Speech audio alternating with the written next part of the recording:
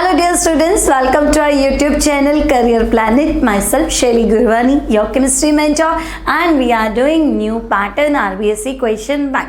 तो बच्चों question bank में पार्ट डी में कुछ क्वेश्चंस बाकी हैं, ठीक है। तो फटाफट इनको क्वेश्चंस को कंप्लीट करके पार्ट डी कंप्लीट कर लेते हैं। इसके बाद हम स्टार्ट करेंगे पार्ट ई नेक्स्ट वीडियो, ठीक है। तो फटाफट हो जाएगा बच्चों, छोटे से बहुत कम क्वेश्चंस बाकी हैं। तो पहला क्वेश्चन है आपके पास, why ethanol has low acidic nature than methanol.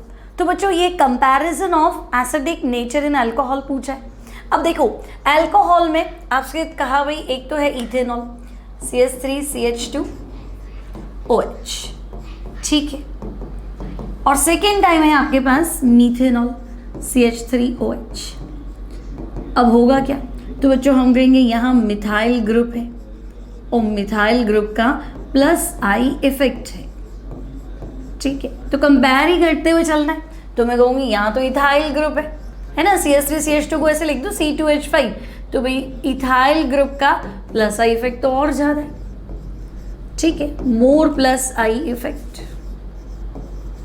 अब तो भाई मिथाइल ग्रुप का प्लस आई इफेक्ट है, तो प्लस आई मतलब इलेक्ट्रॉन पुश करना, तो मिथाइल ग्रुप क्या करेगा, ऑक्सीजन पे इलेक्ट्रॉन डेंसिटी बढ़ाएगा। तो मैं लिखूंगी भाई methyl group increases electron density eight oxygen, ठीक है, increases electron density eight oxygen atom, okay. तो भाई अगर मिथाइल बढ़ाएगा तो इथाइल तो और ज़्यादा बढ़ाएगा, क्योंकि इसका प्लस आई इफेक्ट तो और ज़्यादा है। तो हम कहेंगे कि भाई ethyl group increases electron density eight oxygen या मोर इंक्रीजेस, ठीक है, इथाइल ग्रुप मोर increases electron density eight oxygen atom. वो बढ़ा रहा है तो इसका इफेक्ट और ज़्यादा है ना, तो और बढ़ाएगा एट ऑक्सीजन एटम। अब क्या होगा, तो हम कहेंगे देखो पॉइंट नंबर 1 इससे कंपेयर करना था, पॉइंट नंबर 2 यहाँ से कंपेयर करना है, ठीक है। अब पॉइंट 3 में कंपेयर करें तो देखो मिथाइल ग्रुप इलेक्ट्रॉन डेंसिटी बढ़ाएगा। अभी तो ऑक्सीजन पे क्या है, इलेक्ट्रॉन डेंसिटी बहुत ज़्यादा है। अगर OH बॉन्ड टूटता भी है तो O- बनेगा और H+ बनेगा। तो बॉन्ड तोड़ने की इतनी जल्दी क्या है जब आपको इलेक्ट्रॉन का सपोर्ट मिल रहा है। तो हम कहेंगे भाई अगर डोनेटिंग ग्रुप होता है तो बॉन्ड फ्यूजन डिफिकल्ट हो जाएगा, क्योंकि बॉन्ड टूटने के बाद भी ऑक्सीजन को क्या बनना है, माइनस। तो माइनस बनने की कोई जल्दी नहीं है ना, क्योंकि पड़ोसी ग्रुप आपको क्या कर रहा है, हेल्प कर रहा है, ठीक है। तो हम कहेंगे कि भाई यहाँ थर्ड पॉइंट का जो कंपैरिजन होगा that is OH bond fusion जो है वो डिफिकल्ट हो जाएगा, ठीक है। OH बॉन्ड फ्यूजन जो है यहाँ डिफिकल्ट है, तो भाई इससे ज़्यादा मुश्किल तो यहाँ आएगी, क्योंकि तो उसका इफेक्ट भी ज़्यादा है, इलेक्ट्रॉन डेंसिटी और ज़्यादा है। तो मैं क्या लिखूंगी कि OH बॉन्ड फ्यूजन जो है वो मोर डिफिकल्ट हो जाएगा। तो बात तो सही है, कंपेयर अगर आप कर रहे हो तो यहाँ मोर डिफिकल्ट, ठीक है। तो भाई अगर OH बॉन्ड फ्यूजन डिफिकल्टी था तो प्रोटॉन लूजिंग टेंडेंसी लेस, तो यहाँ तो और लेस हो जाएगी, है ना। तो हम कहेंगे कि भाई ये लेस एसिडिक हैं, लेकिन अगर यहाँ देखोगे तो ये और ज़्यादा क्या है, लेस एसिडिक है। तो उसके बाद आप डायरेक्ट आंसर लिख देना, so that ethanol is less acidic, ethanol is less acidic then methanol, ठीक है। अगर हमें कंपैरिजन करना है तो पॉइंट्स में लैंग्वेज पूरी लिखेंगे आप लोग और एक एक पॉइंट को एक्सप्लेन करके एक्सप्लेन करेंगे। Now compare acidic nature in phenol and nitrophenol. तो बच्चों फिनॉल क्या करता है, तो हम कहेंगे कि भाई फिनॉल आफ्टर लूजिंग प्रोटॉन, है ना, अगर मैं फिनॉल को एक्वस सॉल्यूशन में प्लेस करूँ, है ना, फिनॉल का एक्वस सॉल्यूशन ले तो फिनॉल बनाता है फिनॉक्साइड आयन, ठीक है, और प्रोटॉन छोड़ देता है। तो बच्चों फिनॉक्साइड आयन, तो हम कहेंगे फिनॉक्साइड आयन क्या है, रेजोनेंस की वजह से स्टेबल है ना, इसलिए फिनॉल अच्छा एसिड है, कोई दिक्कत नहीं है, ठीक है। अब नाइट्रोफिनॉल की बात करें तो नाइट्रोफिनॉल में क्या है, तो हम कहेंगे विड्रॉइंग ग्रुप है भाई, due two electron withdrawing group या इलेक्ट्रॉन विड्रॉइंग नेचर लिख दे, ग्रुप की जगह electron withdrawing nature of nitro group क्या होगा, तो हम कहेंगे फिनॉल में जितने ज़्यादा आपने विड्रॉइंग ग्रुप कनेक्ट किए हैं, है ना, यहाँ थोड़ा पोजीशन देनी थी इसको, मान लो मैं पैरा लिख देती हूँ, ऑर्थो और पैरा पे ही काम करेगा, ठीक है। तो इलेक्ट्रॉन विड्रॉइंग नेचर की वजह से नाइट्रो ग्रुप क्या करेगा, तो हम कहेंगे इसकी एसिडिक स्ट्रेंथ बढ़ाएगा, ठीक है। तो due two electron withdrawing nature of nitro group it increases acidic nature of phenol, ठीक है, it increases acidic nature of phenol. So nitrophenol, opposition नहीं भी दी है तो ओके, चलो विड्रॉइंग नेचर मान लो एम इफेक्ट से नहीं आई इफेक्ट से एक्सप्लेन कर लो, माइनस आई से, तो विड्रॉइंग ग्रुप हमेशा क्या करेगा, एसिडिक स्ट्रेंथ बढ़ाएगा, यहाँ पे भी तो यही था, ठीक है ना, यहाँ डोनेटिंग ग्रुप था तो कम हो गई, विड्रॉइंग ग्रुप होती तो बढ़ जाती, ठीक है। तो हम क्या लिखेंगे कि due to withdrawing nature of nitro group its acidic nature, sorry, it increases acidic nature of phenol. So nitrophenol is more acidic. ठीक है भाई, नाइट्रोफिनॉल जो है वो एज कंपेयर टू फिनॉल क्या है, ज़्यादा एसिडिक है, तो nitrophenol is more acidic then phenol. Okay, now draw resonating structures of phenoxide ion, ठीक है। तो इसमें इसको वापस एक बार एक्सप्लेन भी कर देते हैं। तो देखो फिनॉक्साइड आयन की क्या करनी है, रेजोनेटिंग स्ट्रक्चर बनानी है।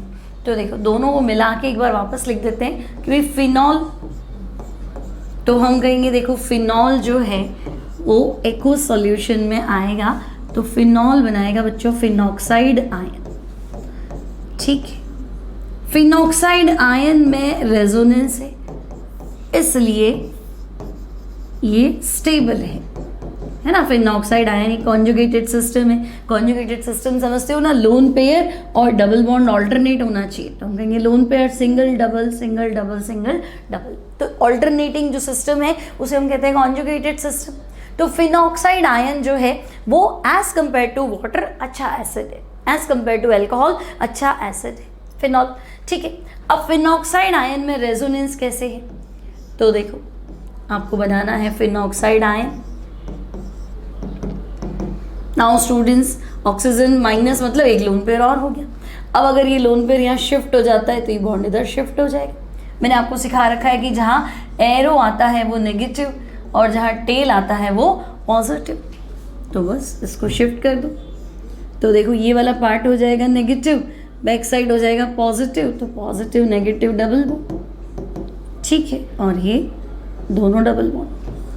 ना आगे शिफ्ट कर देते तो बच्चों ये नेगेटिव एरो इधर आ जाएगा, back side positive, positive negative, फिर डबल बॉन्ड कर देना,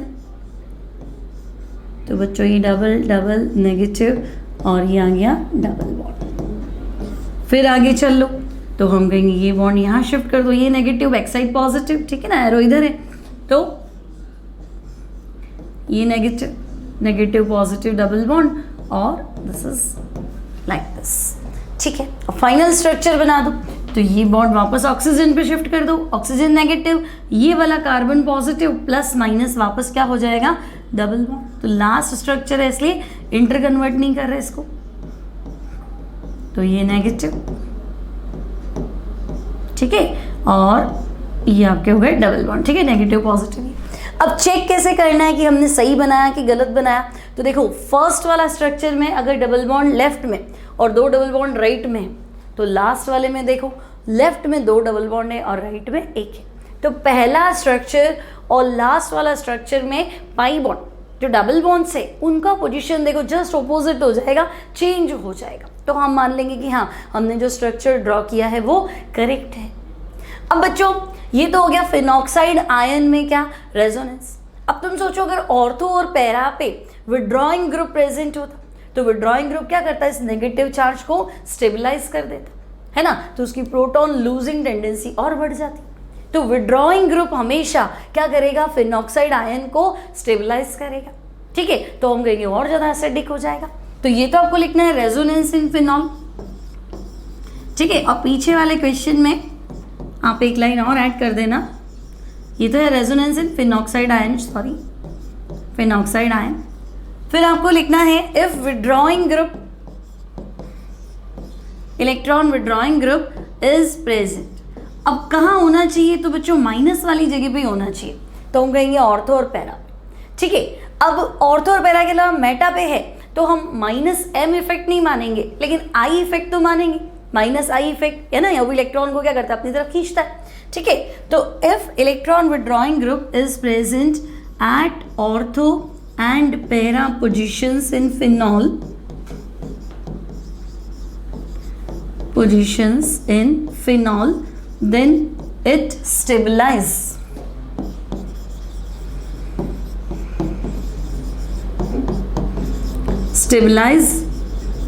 the negative charge of phenoxide ion. ठीक है, या stabilize the resonating structure of phenoxide ion. ठीक, और easy लिख दो उसको, it stabilize the phenoxide ion. So proton losing tendency of phenol,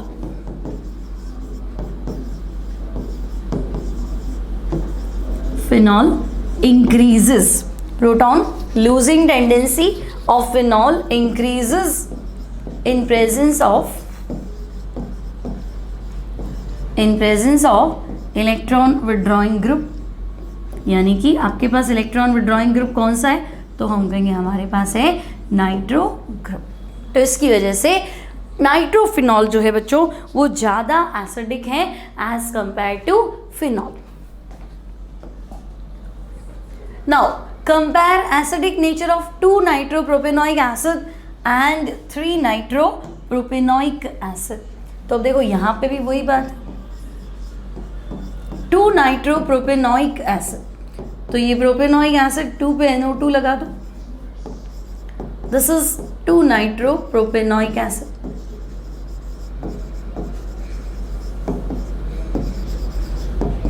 अब क्या बनाना है, 3 नाइट्रोप्रोपेनोइक एसिड, तो 3 नंबर वाला कार्बन। ठीक है, COH फंक्शनल ग्रुप है, ये 1, ये 2 और ये 3, तो बच्चों 2 पे नाइट्रो है। अब COOH तो आपका फंक्शनल ग्रुप है, ये 1, ये 2 और ये 3, तो ये 3 नाइट्रो। अब बच्चों नाइट्रो ग्रुप क्या है, तो हम कहेंगे nitro group has minus I effect. ठीक है, ये nitro group shows minus I effect. ठीक है, तो भाई माइनस आई मतलब इलेक्ट्रॉन अपनी तरफ अट्रैक्ट करना, तो भाई इलेक्ट्रॉन विड्रॉइंग ग्रुप। अब आई इफेक्ट जो है बच्चों वो आपको ध्यान रखना है, आई इफेक्ट चाहे प्लस आई हो चाहे माइनस आई हो, वो डिस्टेंस के इन्वर्सली होता है ना। जितनी कम डिस्टेंस पे होगा आई इफेक्ट उतना ज़्यादा होगा, और दूरी बढ़ जाएगी तो आई इफेक्ट कम होगा, चाहे प्लस आई की बात करो चाहे माइनस आई की बात करो। तो हम कहेंगे कि भाई closer the minus I effect group showing group है ना, या क्लोजर या nearer the electron withdrawing group. ठीक है, जितना नजदीक होगा, माइनस आई इफेक्ट वैसे भी क्या करता है, एसिडिक स्ट्रेंथ को बढ़ाता है, तो closer the electron withdrawing group greater will be acidic strength. ठीक है, यहाँ एग्जामिनर अपने आप समझ जाएगा कि आप क्या कह रहे हो, तो greater will be acidic strength. ठीक है, सो दैट तो हम कहेंगे भाई 2 नाइट्रो प्रोपेनोइक एसिड जो है वो ज़्यादा अच्छा एसिड है as compare to 3 nitro propanoic acid. तो 3 नाइट्रो प्रोपेनोइक एसिड, तो हम कहेंगे भी विड्रॉइंग ग्रुप दूर हो गया है। ठीक है, तो दूर हो गया है ना, और विड्रॉइंग ग्रुप तो एसिडिक स्ट्रेंथ बढ़ा रहा था, तो एसिडिक स्ट्रेंथ बढ़ाने वाले ग्रुप को आपने दूर कर दिया, तो ये हो गया लेस एसिडिक, और ये क्लोजर है तो ये हो गया मोर एसिडिक। ठीक, now next question, why aldehydes are more reactive towards nucleophilic addition reaction. ठीक है, तो आपको ये बताना है कि एल्डिहाइड जो है वो न्यूक्लियोफिलिक एडिशन रिएक्शन के लिए ज़्यादा रिएक्टिव क्यों है। ठीक है, एज कंपेयर टू कीटोन है बच्चों, यहाँ पे as compare to ketone.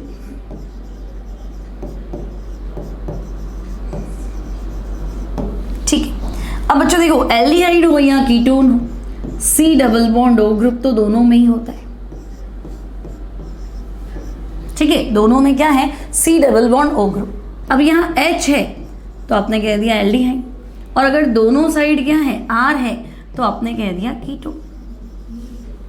Okay, अब कंपैरिजन करना है तो देखो, कंपैरिजन जो है, comparison of reactivity of aldehyde and ketone. तो कंपैरिजन कैसे करेंगे हम, तो हम कहेंगे भाई दो फैक्टर जो है वो अफेक्ट करते हैं एल्डिहाइड एंड कीटोन टुवर्ड्स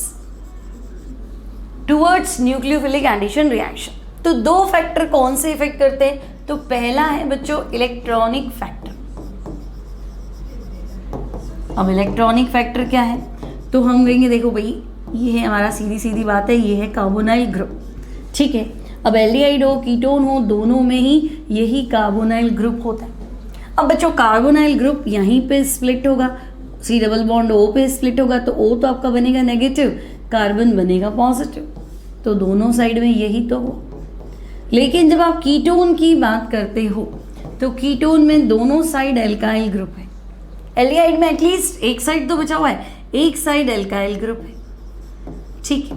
तो अब तुम बताओ कि एल्काइल ग्रुप का तो प्लस आई इफेक्ट है ना, तो यहाँ जो ग्रुप कनेक्टेड है अगर वो उसको सपोर्ट करेगा, इलेक्ट्रॉन देगा, तो पॉजिटिव चार्ज क्या करेगा, सप्रेस करेगा, ठीक है। तो हम क्या लिखेंगे भाई, ये C डबल बॉन्ड O, दोनों में ये ग्रुप है, ठीक है। अब यहाँ जो कनेक्टेड ग्रुप है, अगर ये कनेक्टेड ग्रुप क्या है, इलेक्ट्रॉन डोनेटिंग ग्रुप, तो भाई इलेक्ट्रॉन डोनेटिंग ग्रुप अगर यहाँ पे बॉन्डेड है, इज बॉन्डेड, देन तो क्या होगा, तो हम कहेंगे अगर यहाँ पे इलेक्ट्रॉन डोनेटिंग ग्रुप बॉन्डेड है, then it decreases positive charge at carbon, क्योंकि भाई इलेक्ट्रॉन डोनेटिंग ग्रुप क्या करेगा, कार्बन पे इलेक्ट्रॉन का सपोर्ट करेगा, है ना, ये क्या करेगा, इसको इलेक्ट्रॉन देगा, तो भाई माइनस देगा तो प्लस तो दब जाएगा ना।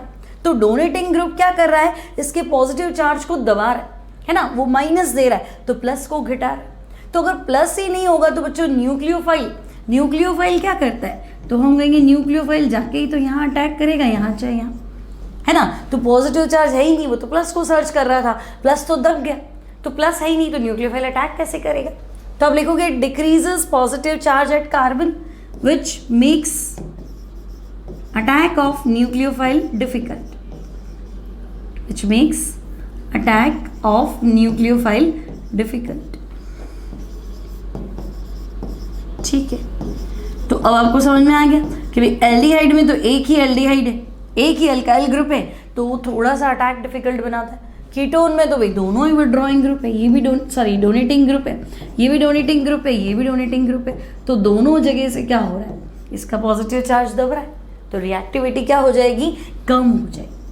तो हम कहेंगे यहाँ रिएक्टिविटी लेस, ठीक है, और यहाँ क्या हो जाएगी उसके कंपैरेटिवली, तो हम कहेंगे रिएक्टिविटी मोर।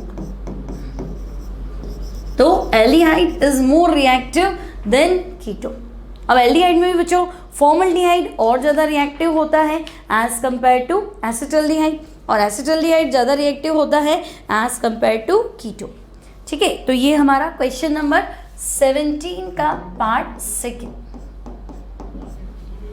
नाउ एक और क्वेश्चन है इसमें, explain Cannizzaro reaction and write the formula of two compound showing this reaction. तो बच्चों केनिज़ारो रिएक्शन एक्सप्लेन करना है। देखो केनिज़ारो रिएक्शन तो अच्छे से एक्सप्लेन करोगे आप पूरा प्रॉपर बता के बोर्ड के एग्जाम में, तो हम कहेंगे भाई देखो केनिज़ारो रिएक्शन जो है, पहली बात ये है एग्जाम्पल ऑफ डिस्प्रपोर्शियोनेशन रिएक्शन, ठीक है। Cannizzaro reaction is an example of disproportionation reaction, मतलब इस रिएक्शन में आपको लेने हैं दो एल्डिहाइड विदाउट अल्फा हाइड्रोजन, ठीक है। तो वही बात लिख देते हैं, एक तो डिस्प्रपोर्शियोनेशन रिएक्शन है ना, और दो मॉलिक्यूल हियर टू एल्डिहाइड्स, और एल्डिहाइड भी कौन से, जिनमें अल्फा हाइड्रोजन एब्सेंट हो. 2 aldehydes having alpha hydrogen absent takes part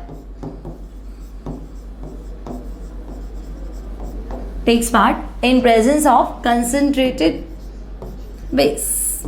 चाहे NaOH ले लो चाहे KOH ले लो, ठीक है. और उनमें से एक एल्डिहाइड हो जाएगा ऑक्सीडाइज्ड और दूसरा क्या हो जाएगा, रिड्यूस्ड. वो है आपकी कैनिज़ारो रिएक्शन. फॉर एग्जाम्पल बच्चों मैंने ले लिया एक फॉर्मल्डिहाइड, ठीक है, एक और फॉर्मल्डिहाइड, और आपको लेना है कंसंट्रेटेड NaOH, ठीक है. तो कंसंट्रेटेड बेस की प्रेजेंस में एल्डिहाइड विदाउट अल्फा हाइड्रोजन क्या होगा, डिस्प्रपोर्शियोनेट हो जाएगा. एक एल्डिहाइड का बच्चों आपको करना है ऑक्सीडेशन और एक एल्डिहाइड का क्या करना है, रिडक्शन, ठीक है. तो मान लो इसको रिड्यूस कर देते हैं, तो एक H इधर दे दो, है ना, एक H इधर दे दो, डबल बॉन्ड किस में कन्वर्ट हो जाएगा, सिंगल, ठीक है. तो इधर H दे दिया तो ये OH हो गया, इधर से H दिया तो ये CH3 हो गया. और आपको पता भी है एल्डिहाइड का रिडक्शन करेंगे तो आंसर क्या हो जाएगा, तो आंसर विल बी अल्कोहल. अब बचा क्या है, तो भाई ये H तो गया, तो आपके पास HC डबल बॉन्ड O ही तो बचा है, ठीक है. और ऑक्सीडाइज करते तो हालांकि फॉर्मिक एसिड और सोडियम सॉल्ट है तो सोडियम फॉर्मेट, ठीक है ना भाई. तो सीधा सीधा लिखना है तो मैं कहूँगी यहाँ से बचा क्या है, HC डबल बॉन्ड O और यहाँ से क्या बचा है, ONA.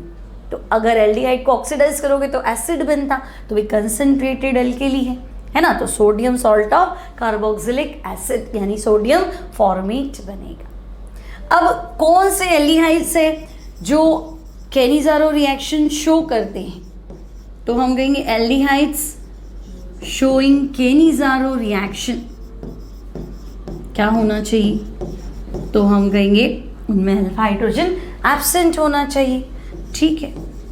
Cannizzaro reaction should have absence of alpha hydrogen, ठीक है. तो ऐसा एल्डिहाइड जिसके पास अल्फा हाइड्रोजन नहीं है वो कैनिज़ारो रिएक्शन शो करेगा. एग्जाम्पल तो बच्चों बहुत सारे लिख सकते हो. एग्जाम्पल में पहला आप लिख दो फॉर्मल्डिहाइड, है ना, दूसरा आप लिख दो बेंजल्डिहाइड, फिर आप लिख सकते हैं क्लोरल CCl3CHO, फिर आप लिख सकते हैं पिवेल्डिहाइड. मतलब एल्डिहाइड, इसका पड़ोसी कार्बन अल्फा कार्बन और इसके तीनों हाइड्रोजन हटा के और आपको लिखना है 3 मिथाइल, तो इसको बोलेंगे पिवेल्डिहाइड, ठीक है. तो जो याद रह जाए उनमें से कोई 2 एग्जाम्पल वो आपको लिखने हैं. This is chloral, this is benzaldehyde और फर्स्ट वन आपको पता ही है फॉर्मल्डिहाइड, ठीक है. चलो अब नेक्स्ट क्वेश्चन देखते हैं बच्चों. तो नेक्स्ट क्वेश्चन है draw resonating structures of urea. Resonating structures of urea, तो बच्चों यूरिया का फॉर्मूला तो हम कहेंगे NH2 C double bond O NH2. Now both nitrogens have one lone pair, ठीक है. अब होगा क्या, तो हम कहेंगे देखो भाई C डबल बॉन्ड O पे स्प्लिट कर दो, O नेगेटिव कार्बन पॉजिटिव, तो कार्बन पॉजिटिव होती है ये नाइट्रोजन लोन पेयर इधर डोनेट कर देगा, ठीक है. तो NH2 C O negative carbon positive होते ही ये NH2 प्लस हो जाता, ठीक है. तो भाई ये भी तो हो सकता था कि अगर ये बॉन्ड वापस यहाँ टूट जाए तो ये नाइट्रोजन क्या करेगा, लोन पेयर डोनेट करेगा, तो डबल बॉन्ड इधर भी शिफ्ट कर सकते हो ना. समझे, ये बॉन्ड यहाँ टूट गया तो नाइट्रोजन वापस नेगेटिव कार्बन पॉजिटिव, तो ये नाइट्रोजन क्या करे, इधर लोन पेयर शिफ्ट कर दे. तो अगला जो स्ट्रक्चर बनेगा that will be NH2 plus हो जाएगा, double bond C O negative और NH2, ठीक है. So this is resonance in urea. Now why methyl amine is more basic than aniline. तो भाई मिथाइल अमाइन एनिलीन से ज़्यादा बेसिक है. तो बच्चों एनिलीन यानी एरोमेटिक अमाइन यानी बेंजीन पे NH2. तो देखो यहाँ क्या है, नाइट्रोजन का प्लस M इफेक्ट है ना, नाइट्रोजन कॉन्जुगेटेड सिस्टम, ये NH2 ग्रुप क्या है, कॉन्जुगेटेड सिस्टम के साथ कनेक्टेड है, तो ये अपना लोन पेयर रिंग के साथ क्या करेगा, शेयर कर लेगा। ठीक है, तो इन एनिलीन क्या होगा, तो हम कहेंगे in aniline due to plus M effect of NH2 group, it shares its lone pair of electron,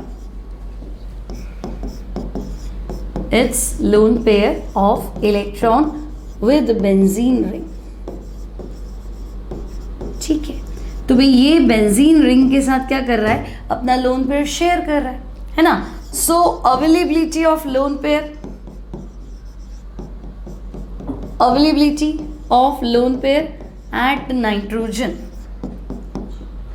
at nitrogen is less। तो भाई लोन पेयर है ही नहीं, तो लोन पेयर डोनेट कैसे करेगा, तो हम कहेंगे so it is less basic. ठीक है, आप चाहे तो उसकी रेजोनेटिंग स्ट्रक्चर भी एक्सप्लेन कर सकते है ना, नंबर देख के ही देखना कितने मार्क्स का क्वेश्चन है उसके अकॉर्डिंग। नाउ मिथाइल अमाइन जो है वो ज़्यादा बेसिक है, तो देखो इन मिथाइल अमाइन CH3NH2, तो भाई मिथाइल ग्रुप का कौन सा इफेक्ट है, तो हम कहेंगे मिथाइल ग्रुप तो इलेक्ट्रॉन डोनेटिंग ग्रुप है, इसका प्लस I इफेक्ट है, तो in methyl group CH3 group, methyl group shows plus I effect. ठीक है भाई, तो बच्चों प्लस I इफेक्ट मतलब electron donating group, electron donating nature है। ठीक है, तो methyl group shows plus I effect, so it increases electron density at nitrogen. ठीक है, तो मिथाइल ग्रुप के प्लस I इफेक्ट की वजह से क्या हुआ, नाइट्रोजन पे इलेक्ट्रॉन डेंसिटी बढ़ जाएगी, तो it increases electron density at nitrogen, so lone pair donating tendency becomes more, lone pair donating tendency becomes more. ठीक है, तो भाई अगर आप लोन पेयर डोनेट करना चाहते हो तो पड़ोसी ग्रुप सपोर्टिंग होना चाहिए, है ना। तो बच्चों डोनेटिंग ग्रुप बेसिक स्ट्रेंथ बढ़ाता है, लेकिन एसिडिक स्ट्रेंथ होती जैसे एसिड में तो उसको कम कर देता। ठीक है, तो हम कहेंगे भाई इलेक्ट्रॉन डोनेटिंग ग्रुप ने क्या किया, है ना, इसने यहाँ इलेक्ट्रॉन डेंसिटी, इलेक्ट्रॉन पुश किया, तो नाइट्रोजन पे इलेक्ट्रॉन बढ़ गए, तो वैसे ही डोनेट करने जा रहा था, पड़ोसी सपोर्ट करेगा तो और आराम से डोनेट करेगा। ठीक है, so it becomes more basic. ठीक, now question number 18, how will you distinguish 1 degree, 2 degree and 3 degree amine with the help of HNO2? ठीक है, अब देखो आपको क्या करना है, एक टेस्ट ट्यूब में है बच्चों 1 डिग्री अमाइन।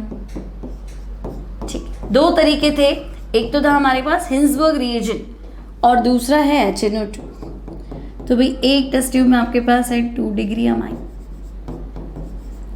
और थर्ड टेस्ट ट्यूब में है आपके पास 3 डिग्री अमाइन।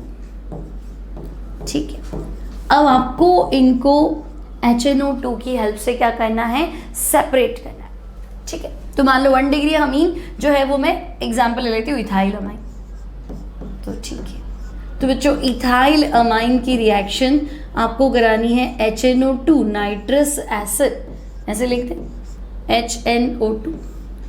अब अगर इथाइल अमाइन की रिएक्शन नाइट्रस एसिड से कराओगे तो देखो ये वाटर गया, ये नाइट्रोजन गया, तो आपका आंसर क्या हुआ, तो हम कहेंगे हमारा आंसर तो इथेनॉल है, तो इथेनॉल।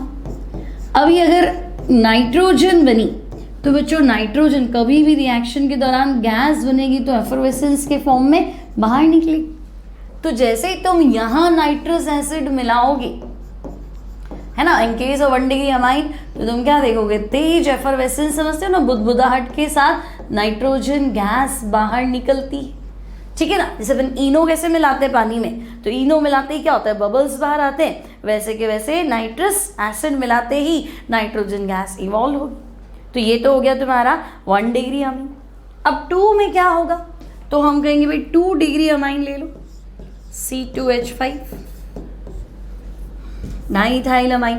ये तो हो गया आपका केस 1 डिग्री अमाइन का, ठीक है। अब 2 डिग्री अमाइन ले लेते हैं भाई, C2H5 NHC2H5। Now students 2 degree amine की रिएक्शन HNO2, तो N के नीचे N लिखना, H के नीचे OH लिखना, डबल बॉन्ड, ठीक है। अब 2 डिग्री अमाइन और नाइट्रस एसिड मिलाओगे तब भी देखो वाटर बनने के चांसेस तो है ना। हम गए यहाँ वाटर तो गया, अब वाटर जैसे ही गया बाकी कंपाउंड जोड़ के लिख दो, तो हम कहेंगे देखो ये बना तो सही, C2H5 लिख दें, C2H5 N और साथ में क्या हो गया NO, ठीक है। NO ग्रुप क्या है, नाइट्रोसो। आपके पास ऑलरेडी क्या था, तो हम कहेंगे ऑलरेडी तो हमारे पास था डाई इथाइल अमाइन, है ना भाई। C2H5NH क्या है, तो हम कहेंगे डाई इथाइल अमाइन। अब आपने क्या किया, तो भाई डाई इथाइल अमाइन में हमने नाइट्रोसो ग्रुप को ऐड कर दिया, तो ये इसका नाम हो जाएगा डाई इथाइल नाइट्रोसो अमाइन, ठीक है। लेकिन ये तो नाम हुआ टेस्ट। तो 1 डिग्री में तो क्या हुआ था, बबल्स आए थे नाइट्रोजन गैस। इसमें क्या होगा, तो हम कहेंगे भाई इसमें ये मिक्स किया, तो मिक्स करते ही ये येलो कलर का ऑयली लिक्विड बनेगा, येलो ऑयली लिक्विड। तो भाई 2 डिग्री अमाइन में जब हम नाइट्रस एसिड मिलाते हैं तो बनता क्या है, तो बनता है येलो ऑयली लिक्विड, ठीक है। ये हो गया 2 डिग्री अमाइन। अब 3 में क्या गेम होगा भाई, तो हम ले लेते हैं 3 डिग्री अमाइन। अब देखो H2 था तो H2O निकाल दिया, H था तब भी HOH निकाल दिया, वाटर निकाल दिया। अब तो कुछ भी नहीं है ना, ट्राई इथाइल अमाइन तुम कहीं कुछ है ही नहीं, तो लोन पर लेके बैठा है, तो कोई बात नहीं, बेसिक नेचर थोड़ा ना लूज की है, अभी भी बेस तो है, ठीक है। तो ट्राई इथाइल अमाइन में जब तुम नाइट्रस एसिड मिलाओगे बच्चों तो क्या होगा, तो हम कहेंगे ये प्रोटॉन ले लेगा, तो ये बना देगा ट्राई इथाइल, ठीक है। NH प्लस होती है हम कहेंगे अमोनियम, नाइट्रोजन प्लस होते ही 4 वैलेंसी होती है, हम क्या कहेंगे अमोनियम, तो ट्राई इथाइल अमोनियम नाइट्राइट, है ना, मतलब ये सॉल्ट बन गया, ठीक है। तो हम कहेंगे भाई ये सॉल्ट बन गया quaternary, try ethyl ammonium nitrite, ठीक है। अब तो पहले में तो गैस आई थी, दूसरे में येलो ऑयली लिक्विड था, यहाँ तो कुछ नहीं। फिर हम कहेंगे अब इसको गर्म कर दो कुछ हो जाए, तो बच्चों उसको जैसे ही गर्म करोगे ये वापस ऊपर वाला कंपाउंड बना देगा। तो ऊपर वाला कंपाउंड क्या था, डाई इथाइल नाइट्रोसो अमाइन, ठीक है। तो ये एक इथेनॉल को रिलीज करेगा, है ना, और बाकी आप देखो क्या बनेगा वापस डाई इथाइल नाइट्रोसो अमाइन, जो कि अपने आप में क्या था, येलो ऑयली लिक्विड। तो आप कहोगे लो 2 और 3 दोनों में येलो ऑयली लिक्विड बना, लेकिन यहाँ तो मिलाते ही बन गया ना, यहाँ तुम्हें मिलाते ही तो कुछ नहीं मिला, ठीक है ना। हीट करने पे, है ना, हीट करोगे ऑन हीटिंग, तब जाके ये क्या हो जाएगा, तब जाके ये हो जाएगा येलो ऑयली लिक्विड, अदरवाइज तो कोई प्रॉब्लम था ही नहीं, ठीक है। तो ये हो गया आपका अमाइंस को डिस्टिंग्विश करना with the help of nitrous acid, clear. Hinsberg reagent से भी डिस्टिंग्विश कर सकते हैं, वो भी इंपॉर्टेंट है ना, शायद पार्ट ई में उसका क्वेश्चन मिलेगा आपको, ठीक है। तो चलो नेक्स्ट है बच्चों, right reaction of qualitative analysis of urea. तो बच्चों यूरिया एस्टिमेशन लिखना है, एक्चुअली पूछना जा रहा है भाई यूरिया का एस्टिमेशन कर। मैं आपको यूरिया दे दिया तो बताओ प्योरिटी कितनी है, क्या है। तो देखो एक ही रिएक्शन है, जब यूरिया के बिल्कुल नाइट्रोजन गैस रिलीज कर देगा, तो देखो यूरिया की रिएक्शन बच्चों आपको करानी है सोडियम हाइपोब्रोमाइट, सोडियम हाइपोब्रोमाइट, TE लिखना है लास्ट में, DE मत लिख देना, ठीक है। तो when urea treated with sodium hypobromite क्या होगा, तो हम कहेंगे देखो ये नेसेंट हाइड्रोजन इससे वाटर बनाएगा, ये नेसेंट ऑक्सीजन यहाँ से CO2 बनाएगा, और ये नेसेंट ऑक्सीजन यहाँ से फिर से वाटर बना देगा। अब देख लो, तो भाई ये तो CO2 तो गया, बीच का पार्ट तो अलग हो गया, यहाँ से वाटर यहाँ से वाटर, तो N मिलके क्या बना देंगे, N2 प्लस CO2 प्लस क्या हो गया, तो हम कहेंगे 2 वाटर। अब एस्टिमेशन कैसे करोगे, तो बच्चों जो CO2 रिलीज्ड हुई उसको तो हम, CO2 बाय नेचर एसिडिक होती है ना, उसको एल्केली में क्या कर सकते हैं, एब्जॉर्ब कर सकते हैं। तो CO2 released is absorbed in alkali. ठीक है, तो भाई रिलीज्ड CO2 को तो हम क्या करेंगे, एल्केली यानी KOH में कास्टिक पोटाश के अंदर क्या कर लेंगे, एब्जॉर्ब कर लेंगे। ठीक है, एंड रिलीज्ड नाइट्रोजन, ठीक है, रिलीज्ड नाइट्रोजन क्या करेंगे, तो हम कहेंगे इट्स वॉल्यूम इज कैलकुलेटेड। ठीक है भाई, इसका वॉल्यूम हम एट NTP पे कैलकुलेट कर लेंगे। अब उसके हिसाब से भाई कितना यूरिया था वो हमें पता चल जाएगा। भाई अगर 1 मोल यूरिया है तो 1 मोल नाइट्रोजन है ना, तो अगर तुम्हारे पास जो नाइट्रोजन रिलीज हो रही है वो 1 मोल है, मतलब यूरिया 1 मोल है, 60 ग्राम था, बाकी सारी इम्प्योरिटी थी। ठीक है, अब 2 मोल है तो ये 2 मोल होगा, तो 1 मोल का वेट 60 ग्राम होता है, यूरिया का मोलर मास 60 है, मतलब मोलर मास 60 है तो मास भी 60 ग्राम होगा फॉर 1 मोल। तो अगर 2 मोल नाइट्रोजन रिलीज हुई है ना, और वॉल्यूम है ना बच्चों, STP पे वॉल्यूम ले लो, NTP पे वॉल्यूम ले लो, तो 22.4 लीटर अगर आता है मतलब 1 मोल है, 44.8 लीटर आता है मतलब 2 मोल है, तो भाई ये 2 मोल है तो ये भी 2 मोल है। तो इस तरह से हम यूरिया का एस्टिमेशन कर सकते हैं। Now explain thermal decomposition of urea. तो बच्चों यूरिया डीकम्पोज, तो एक तो था बाईयूरेट टेस्ट, जब हम इसको 155 डिग्री सेंटीग्रेड पे हीट करते हैं। ठीक है, अब कंप्लीट डीकम्पोजिशन बताना है तो आपको लिखना है urea on heating eight 170 degree centigrade. तो भाई यूरिया को तुम क्या करो, 170 डिग्री सेंटीग्रेड पे हीट कर। तो जैसे ही तुम यूरिया को 170 डिग्री सेंटीग्रेड पे हीट करोगे तो ये अमोनिया गैस लिबरेट करेगी। तो भाई अमोनिया यानी यहाँ से NH3 निकाल देते हैं। ठीक है, तो NH3 गया तो बचा गया, तो हम कहेंगे HNCO, HN double bond C double bond, this is isocyanic acid. अब बच्चों ये आइसोसाइनिक एसिड जल्दी से टॉटोमराइज्ड हो जाएगा, यहाँ आप लिख दो रीअरेंज लिख दो, चलो यहाँ पे रीअरेंजमेंट हो जाएगा। ठीक है, और ये बन जाएगा cyanic acid, C triple bond N और OH, this is cyanic acid. ठीक है, रीअरेंजमेंट कर लिया हमने, तो ये साइनिक एसिड बन गया। अब क्या होगा, तो भाई साइनिक एसिड का ट्राइमराइजेशन होगा। ठीक है, साइनिक एसिड ऑन ट्राइमराइजेशन, तो ये ट्राइमर बना लेगा यानी होल 3, तो उसको बोलते हैं cyanuric acid. Urea on trimerisation forms cyanuric acid, और स्ट्रक्चर लिखना है साइन्यूरिक एसिड का, तो देखो COH को बाहर रखो, डबल बॉन्ड N।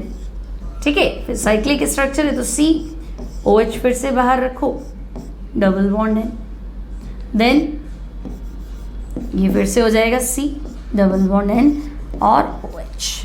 तो दिस इज 3 नाइट्रोजन है, चेक कर लो, और 3 carbon 3 OH, this is cyanuric acid. Clear? चलो अब नेक्स्ट क्वेश्चन क्या है, draw resonating structure of nitrobenzene. तो हम नाइट्रोबेंजीन की रेजोनेटिंग स्ट्रक्चर बना लेते हैं। तो रेजोनेंस इन नाइट्रोबेंजीन,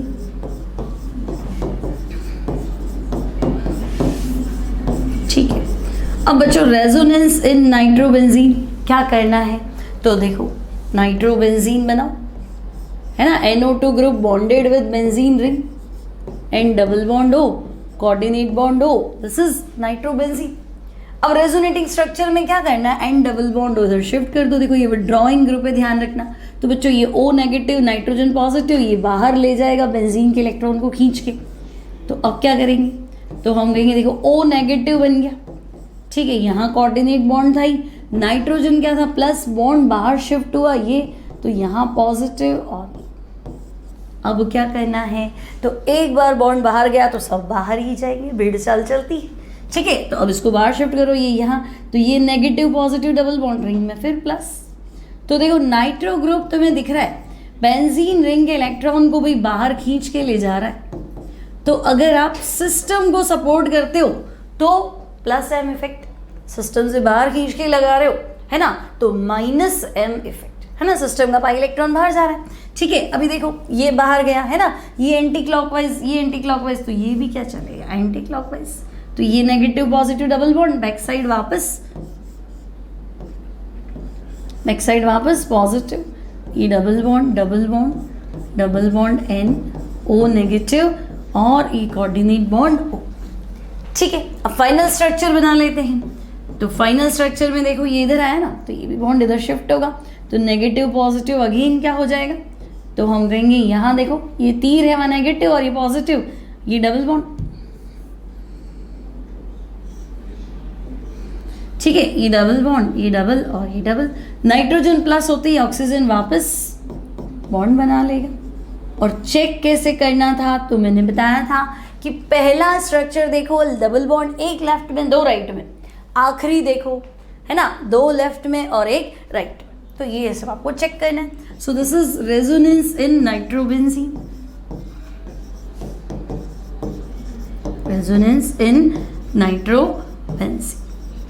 ठीक है, ज़्यादा पूछता तो आप लिखते कि भाई नाइट्रो ग्रुप देखो क्या कर रहा है, कॉन्जुगेटेड सिस्टम से लोन पेयर को बाहर, पाई इलेक्ट्रॉन को बाहर शिफ्ट कर रहा है, तो बाहर शिफ्ट कर रहा है, इसलिए नाइट्रो ग्रुप जो है भाई वो प्लस एम की जगह क्या हो गया, माइनस एम इफेक्ट, या माइनस आर भी बोलते हैं बच्चों, एक ही बात है, रेजोनेंस या मीजोमेरिक इफेक्ट शोइंग ग्रुप है। रिंग में इलेक्ट्रॉन डेंसिटी कम करता है, कहाँ कम करता है, तो ऑर्थो पैरा पे प्लस घुमा रहा है, तो इलेक्ट्रॉन डेंसिटी कम करता है। तो इलेक्ट्रोफाइल आएगा, वो सोचेगा कि अच्छा भाई ऑर्थो पैरा पे तो अटैक नहीं करना चाहिए क्योंकि वहाँ तो प्लस पड़ा है, अब मुझे अटैक कहाँ करना चाहिए, तो मुझे ऐसी जगह अटैक करना चाहिए जहाँ कम से कम प्लस तो ना हो, है ना, पाई इलेक्ट्रॉन मिल जाए। तो बच्चों ये सपोर्ट करता है मेटा पोजिशन पे अटैक करने का, तो इसे हम मेटा डायरेक्टिव ग्रुप भी बोलते हैं। So this is Meta directive group. ठीक है, और डीएक्टिवेटिंग भी बोल सकते हैं। Now what is racemic mixture, अब बच्चों लास्ट क्वेश्चन है पार्ट डी, रेसिमिक मिक्सचर। तो बच्चों रेसिमिक मिक्सचर क्या, तो मैं कहूंगी भाई 50% तो आप ले लो डेक्स्ट्रो, है ना, ऑप्टिकली एक्टिव कंपाउंड में क्या होता है, मिरर इमेजेस होती है, तो 50% डेक्स्ट्रो और 50% लेवियो। ठीक है, इस मिक्सचर को क्या कहते हैं, तो इस मिक्सचर को हम कहते हैं रेसिमिक मिक्सचर। कैसे डिनोट करेंगे, तो हम कहेंगे DL से डिनोट कर दो या प्लस माइनस से डिनोट कर दो। ऑप्टिकली कैसा होगा, तो हम कहेंगे भी ऑप्टिकली इनएक्टिव होना चाहिए क्योंकि एक दूसरे के रोटेशन को दोनों क्या कर देते हैं, कैंसिल कर देते हैं। So this is optically inactive, तो racemic mixture is optically inactive. ठीक है, क्यों इनएक्टिव, तो भी बाहर से इन दोनों में ही प्रॉब्लम अलग भी हो सकते हैं, है ना, एक दूसरे को ये कैंसिल कर देते हैं, तो हम कहेंगे ड्यू टू एक्सटर्नल कंपेंसेशन।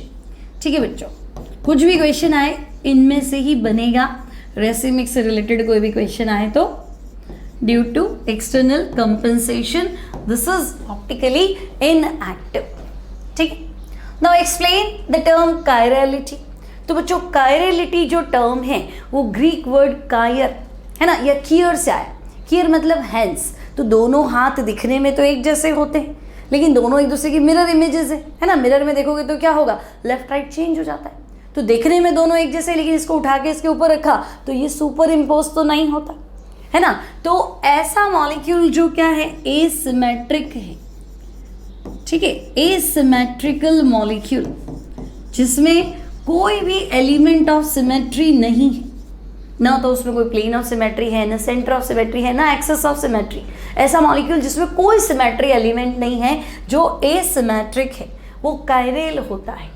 और कायरल होने की प्रॉपर्टी को क्या कहते हैं, कायरलिटी। तो हम कहेंगे भाई इसमें जो भी एसिमेट्रिक मॉलिक्यूल होगा उसमें दो फॉर्म होंगी, ठीक है ना।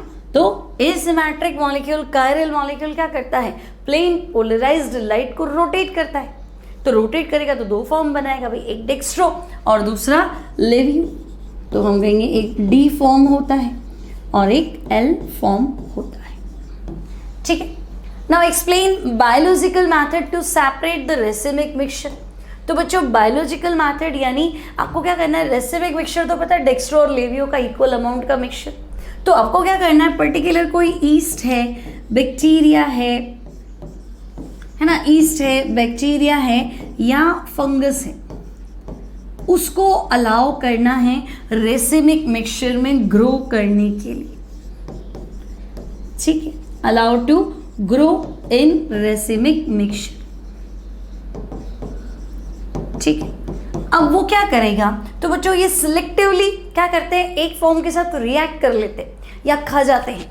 फॉर एग्जाम्पल अगर मैं पेनिसिलियम ग्लोकम को अलाउ करूं अमोनियम टार्ट्रेट के रेसिमिक मिक्सचर में ग्रो करने के लिए, तो तुम क्या देखोगे, ये एक फॉर्म को कंज्यूम कर जाएगा, तो पूरा एक फॉर्म तो खा गया और दूसरा फॉर्म जो है वो रह जाता है। तो ये क्या करते हैं, बायोलॉजिकल मैथड से आप क्या कर सकते हो, इनको सेपरेट कर सकते हो, है ना, एक फॉर्म को कंपोज करना या खा जाना और दूसरा फॉर्म रह जाना। तो प्रॉब्लम क्या है, तो हम कहेंगे भाई एक फॉर्म तो गया लेकिन दूसरा तो आपको प्योर स्टेट में मिल गया। जैसे पेनिसिलियम ग्लोकम था, वो डी फॉर्म को तो कंज्यूम कर लेगा, एल आपके पास पड़ा रह जाएगा, ठीक है। So this is biological method to separate the racemic mixture. अब बोर्ड में कैसे आंसर देने बच्चों, तो इस तरीके से आपको लिखना है। देखो रेसिमिक मिक्सचर तो हम लिखेंगे equal amount of dextro and laevo isomer जब प्रेजेंट होते हैं तो रिजल्टिंग मिक्सचर जो है वो ऑप्टिकली इनएक्टिव होता है।